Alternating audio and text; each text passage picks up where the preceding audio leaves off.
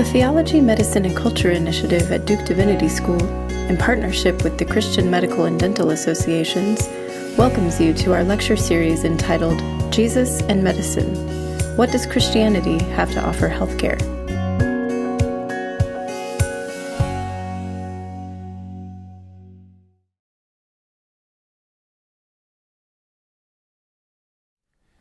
My name is Kinghorn. I'm a psychiatrist and also a theologian at Duke University, co-director of the Theology, Medicine, and Culture Initiative at Duke Divinity School, and an associate professor at Duke University School of Medicine and Duke Divinity School. I'm also a psychiatrist at the Durham VA Medical Center. But before any of that, I was a Christian entering medicine who wondered what my faith had to do with anything that I was seeing in the clinic and in the hospital. I want to start with just a bit of my story. When I entered Harvard Medical School right out of college, I was pretty passionate about my faith. But if you had asked me what difference Christianity makes to medicine, I would have given maybe three general answers. One is that Christian faith gives rise to medical missions. Another is that Christian faith affects the way that we talk to our colleagues and especially to our patients about faith. And a third would be that Christian faith informs the way that we think about bioethics, especially around issues at the beginning and end of life, like abortion, assisted suicide, and euthanasia. And indeed, all of these things are true. But I soon came to understand that Christianity had much more to offer. For me, there's a particular experience at the end of my first year when I spent 2 days shadowing at an alcohol detox and rehab facility in Boston. I spent some time with the men there, and I heard them talk about their struggle with alcohol. They would talk about not wanting to drink and hating themselves for drinking and yet drinking anyway. They were hoping through alcohol treatment to find a way toward freedom. Now, even as a first-year medical student, I could understand the medical literature around alcohol use disorder, its epidemiology, the way that alcohol operates in the brain and nervous system, emerging treatments. But what these men were describing didn't just sound like disease, it sounded a lot like sin. So I began to wonder, when these men were describing wanting not to drink and yet drinking anyway, in a way that destroyed themselves and their relationships, were they describing disease or sin or both? And what was the relationship between sin and disease anyway? I realized at that point that my background in church had not prepared me to answer those questions. I needed to know more. And so I started to look at the way that Christians over time had understood the concept of sin. And in the stacks of the Divinity School library at Harvard, I learned of a very interesting debate among Christians in the 5th century after Christ. On one side of this debate were a group of Christians that have come to be known as Pelagians, after Pelagius, a British monk at the time. On the other side was St. Augustine of Hippo, an immensely important Christian bishop and theologian. And they disagreed passionately on the nature of sin. The Pelagians argued essentially that humans are born with free will, and that with discipline and determination, humans can in theory live our whole lives without sinning. They didn't actually believe that anyone actually did this, but the point was that sin is a failure to exert sufficient willpower, a failure of discipline. Augustine, on the other hand, argued that although humans are born with some capacity to choose one thing rather than another, we're actually not free to go our entire lives without sinning. And it's not just because we individually fail to make good decisions. Rather, humans are born into sin. We can't live our entire lives without sinning. On the other side was St. Augustine of Hippo, an immensely important Christian bishop and theologian. And they disagreed passionately on the nature of sin. The Pelagians argued essentially that humans are born with free will, and that with discipline and determination, humans can, in theory, live our whole lives without sinning. Now, they didn't believe that anyone actually did this, but the point was that sin is a failure to exert sufficient willpower and discipline. Augustine, on the other hand, argued that although humans are born with some capacity to choose one thing rather than another, we actually are not free to go our entire lives without sinning. And it's not just because we individually fail to make good decisions. Rather, humans are born into sin. We cannot live our lives without sinning. And for Augustine, this was wonderful news. It meant that there were not two classes of people, those who've stayed pure through hard work and willpower, and those who failed. There's rather only one class, those who stand in need of God's grace to rescue us and to heal us. And from learning about this ancient debate between Augustine and the Pelagians, I realized three things. One is that I had always been more or less on the side of the Pelagians when it was Augustine's view that was understood as correct Christian teaching in the West. The second was that Pelagius' view, while it may seem to be more empowering because it emphasizes freedom of choice, was actually stigmatizing because it blamed people for failing. Augustine's view was actually much more gentle and empowering because it emphasized that we all need grace.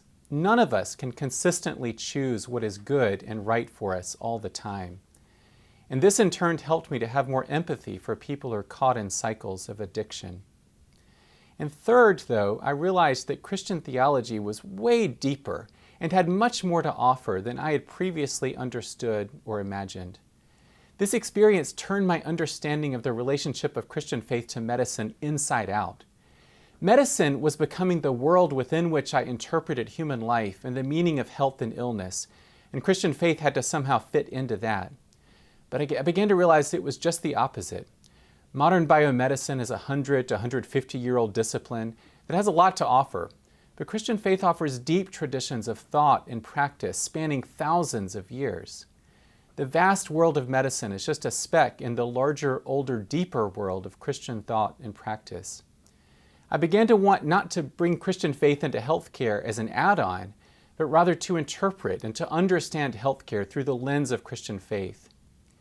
In this series of lectures, my colleagues in the Theology, Medicine, and Culture Initiative at Duke Divinity School will be thinking together with you about how we might understand modern healthcare through the lens of Christian faith.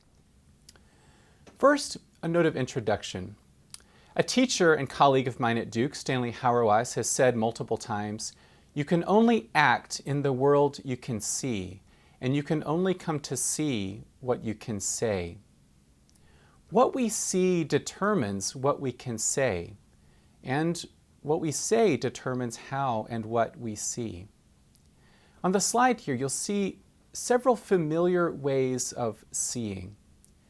First, you see humans as collections of body parts, or humans as collections of symptoms, as in the DSM, which I use in psychiatry to categorize mental disorders.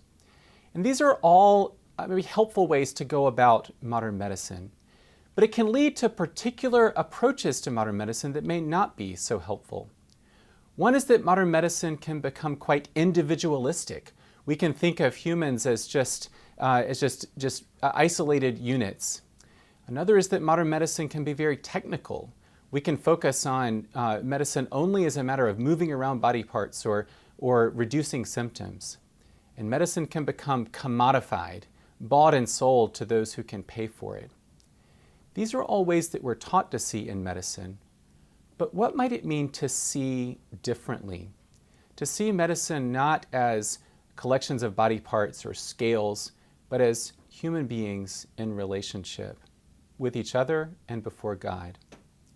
So I want to introduce this series and to think briefly about 10 reasons that Christian faith matters for modern health care.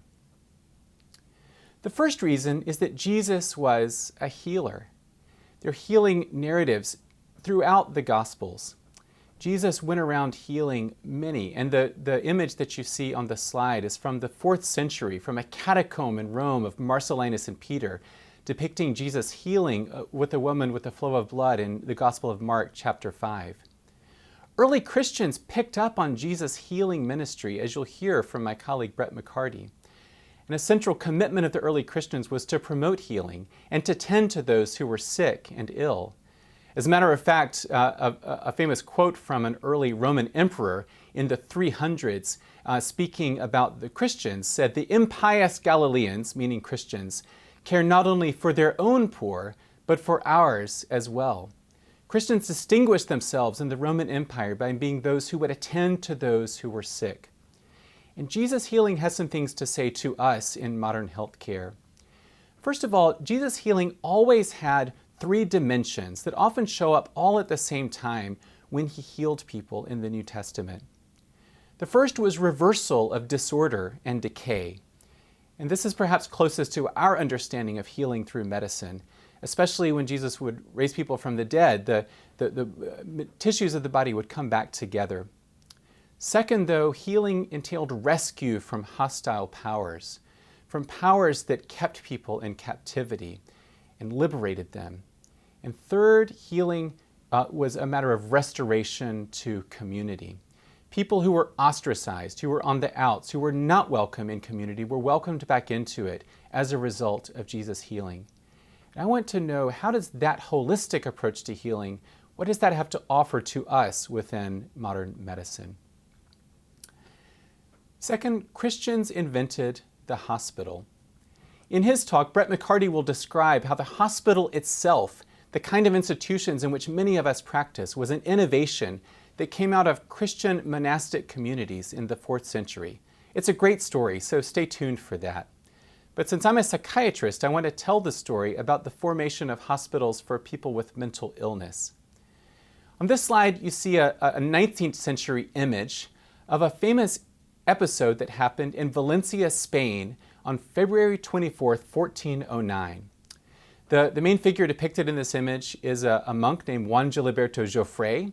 He lived from 1350 to 1417, and he was a monk of the Order of Mercy. Now, Father Joffre had been asked to preach a sermon at the cathedral in Valencia on the first Sunday in Lent. But while he was on the way to the cathedral, he saw a group of people beating a man and throwing stones at a man who, in our day, would be considered to have severe intellectual disability. The crowd was yelling, "Un loco," which is pretty clear what that meant at that time and in ours. Father Joffre put himself between the crowd and this man. He commanded them to stop. He picked up the man, he took him to the chapter house where he'd been staying, and then he turned around and he marched to the cathedral. And he was so incensed by what he had seen that he stood up in the pulpit and told the wealthy people of Valencia, "This is what happened this morning, and you must make sure that this does not happen in your city." They actually took him up on that. And out of that came a new institution called the Hospital of the Holy Innocents that was one of the first, if not the first, hospital in Europe that was dedicated specifically for the care of people with mental illness. Many institutions, not just this one, have come out of Christians following Jesus' healing ministry and innovating new forms of health care. Third, though, Christian faith can help us to see the real, though distorted, theological roots of modern biomedicine. We've talked about ways that Christian faith may have given rise to modern health care in a good way through, for example, the formation of hospitals. But it's also important to see how even some of the things that are problematic within modern health care also have roots within Christian theology, or I would argue in distortions of Christian theology. There's a book that came out about 20 years ago by a theologian named Gerald McKinney titled "To Relieve the Human Condition, Bioethics, Technology, and the Body." In his book, McKinney talks about the very influential thinker and scientist and philosopher Francis Bacon, who lived in England from 1561 to 1626.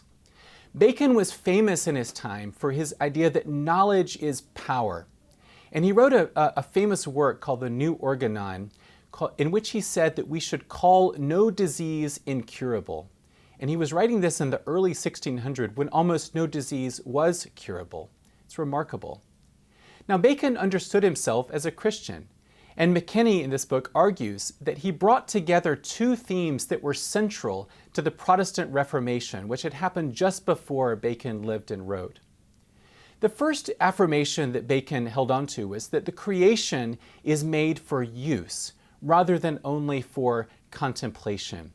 Nature is given to us for use.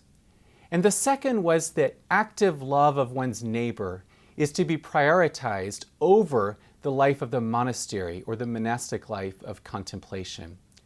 Bacon believed that creation was given us for our use, and also that it was good to use nature, to use creation, to relieve the suffering of one's neighbor.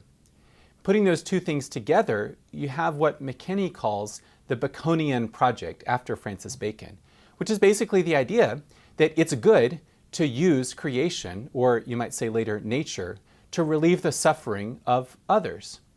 Now, McKinney says that this kind of didn't do very much until the 20th century, when all of a sudden medical science began to catch up, and we actually began through medical technology to be able to manipulate the nature of the human body to relieve suffering and disease.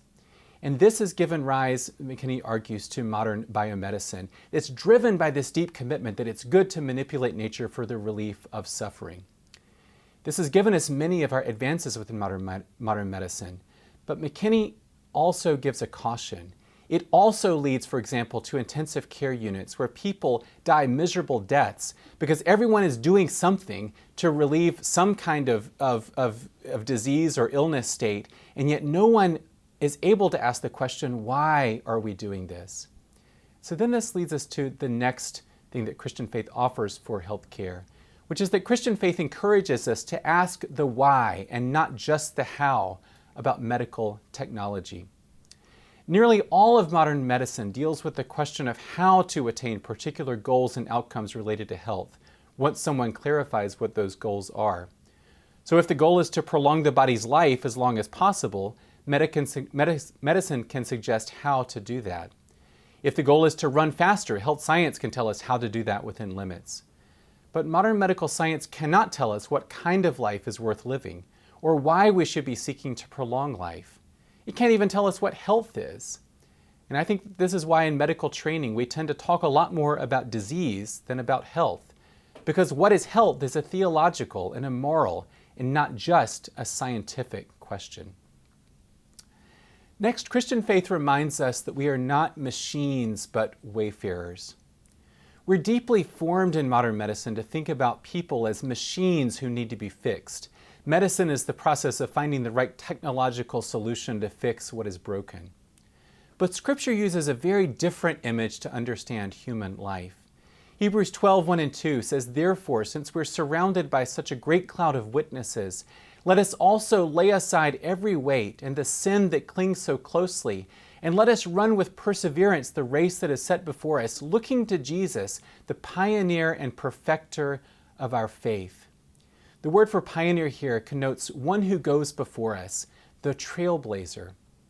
The witness of Scripture is that we're not machines that need to be fixed, but rather wayfarers to be attended. We are those on a journey from God, our source and our creator, to God, our end and our goal and our joy. Always in this life, we find ourselves as travelers on the way from God to God. And in that journey, we walk alongside each other. And this is the central image that helps me to understand how to engage in the work of healthcare as a Christian.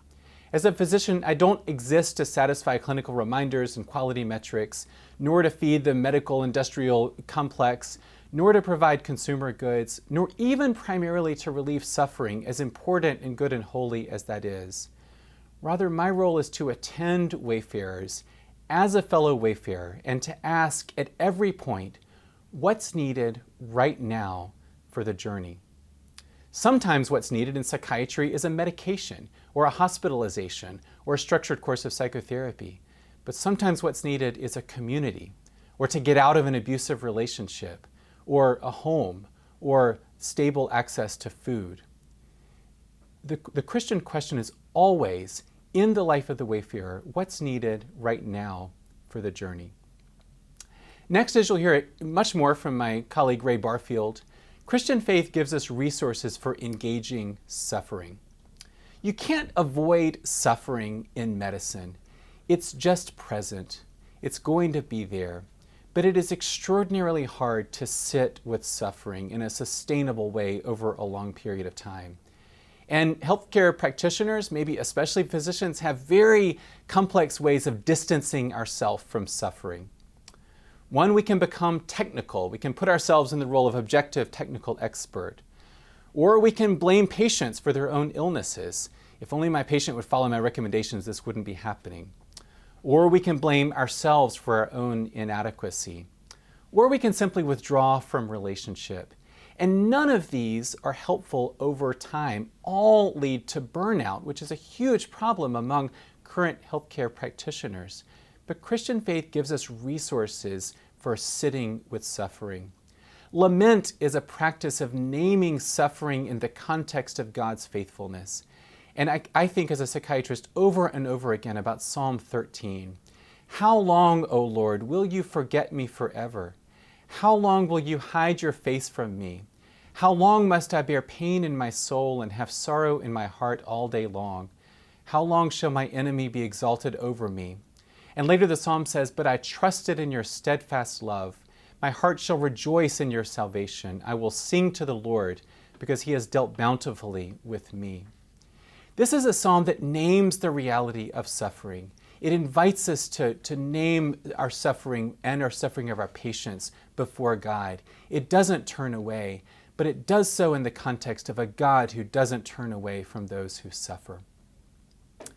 Next, Christian faith teaches us the ineffaceable dignity of every human being. The Bible teaches us that we are made in the image of God.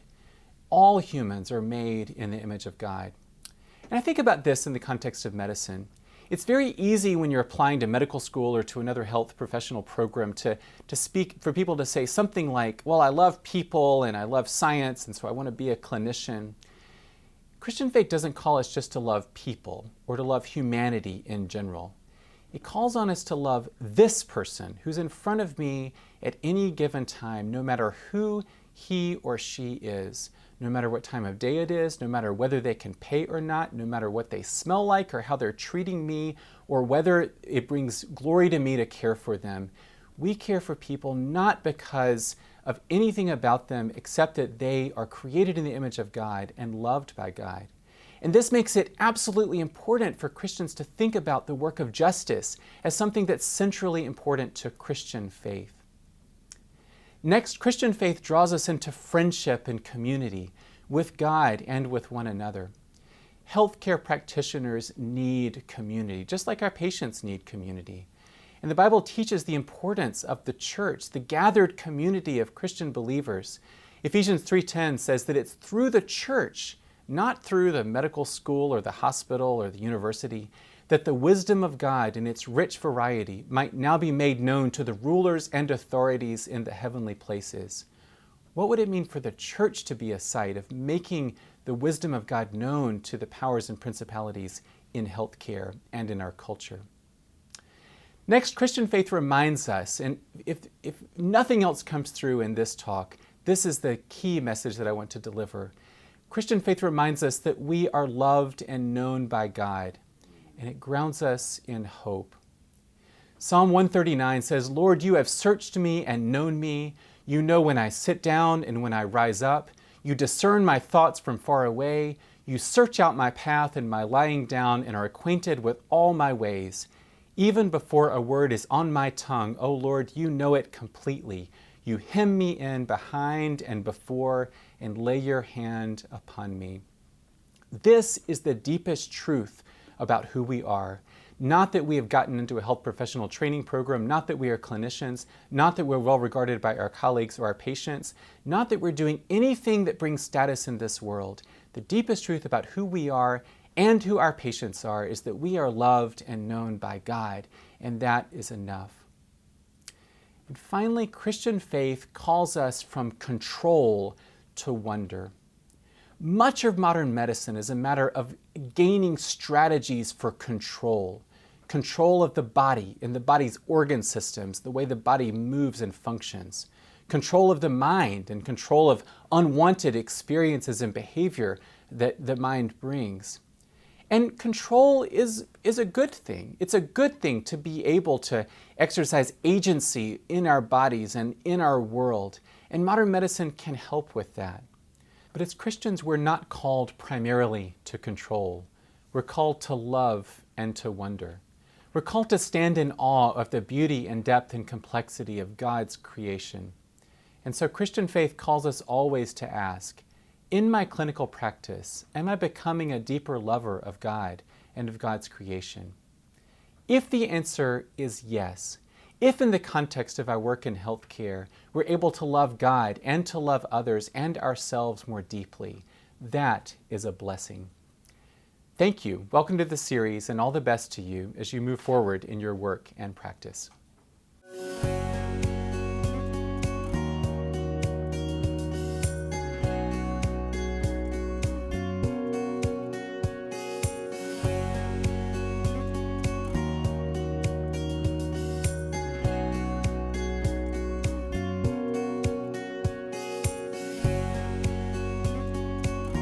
For reflection questions and other resources, visit tmc.divinity.duke.edu/JesusandMedicine.